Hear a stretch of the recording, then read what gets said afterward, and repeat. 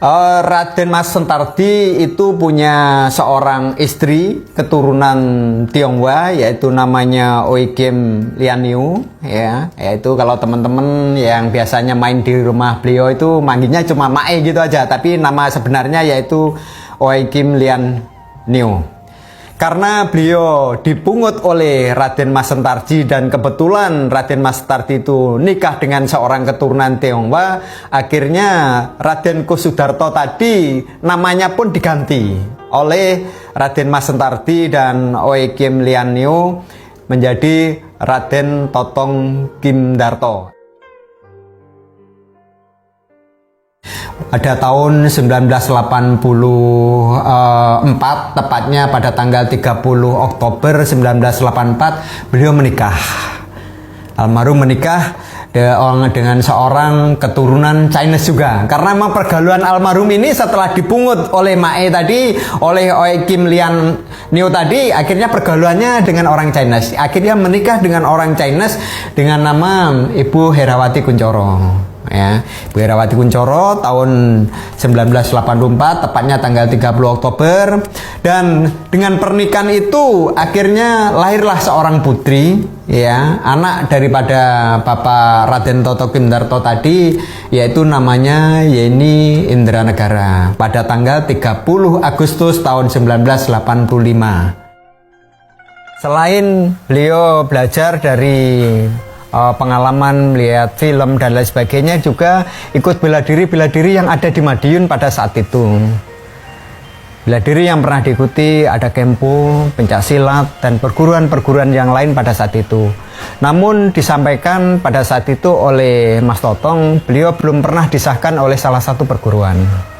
Setelah beliau tumbuh dewasa, setelah lulus SMA, beliau merantau ke Jakarta untuk menggali lebih dalam kaitannya dengan ilmu bela diri maupun ilmu kanuragan, yaitu di Banten, di Jawa Tengah, dan di tokoh-tokoh ulama yang lainnya. Pada saat beliau mendirikan pada tahun 1980, yaitu perguruan KSP Kerasakti. Di dalam perjalanannya awal mendirikan memang beliau tidak langsung membuka untuk umum, tapi mereka diawali dari saudara-saudaranya yang ada di seputaran lingkaran beliau. Setelah dilatih 1-2 orang, teman dekatnya dan lain sebagainya, setelah itu, setelah berkembang, ya, ada beberapa murid diberikan kesempatan juga untuk mengembangkan di tempat-tempat lain, di Kota Madiun, Kabupaten Magetan, maupun di Kabupaten Ngawi. Alhamdulillah, karena ini merupakan suatu amanah dan atas izin Allah, Mas Totong ini bisa di dalam mendirikan perguruan ini benar-benar mendapat hidayah dari Allah. Akhirnya perguruan ini bisa diterima oleh masyarakat. Setelah berjalannya waktu, perguruan ini terus berkembang dengan baik. Bisa diterima di wilayah-wilayah lain selain tadi saya sampaikan Madiun, Magetan, dan Ngawi, juga diterima di kota-kota yang lainnya yang dibawa oleh muridnya. Jadi bukan Mas Totong sendiri harus ngelatih di wilayah-wilayah yang lain, tidak, tapi muridnya yang melanjutkan.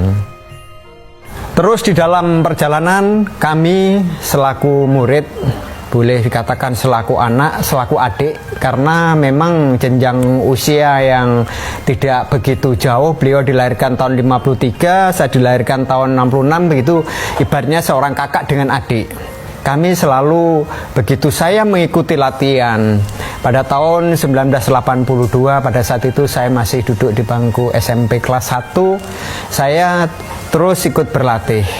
Dan pada saat saya sekali ikut berlatih, saya tidak pernah putus. Saya selalu ada komunikasi dan selalu berdekatan dengan beliau. Ya, akhirnya dibentuklah suatu perguruan ini. Menjadi awalnya perguruan itu perguruan yang tertutup, hanya internal antara guru dan murid, antara yai dan istilahnya santri. Kenapa di belakang logo IKS itu ada gambar manusia yang di belakangnya terbayangan ada kera? Itu adalah merupakan salah satu jurus yang dipelajari oleh IKS, yaitu Kerasakti. Kenapa ngambil Kerasakti? Karena guru ini merupakan orang yang benar-benar mempunyai firasat yang sangat bagus sekali.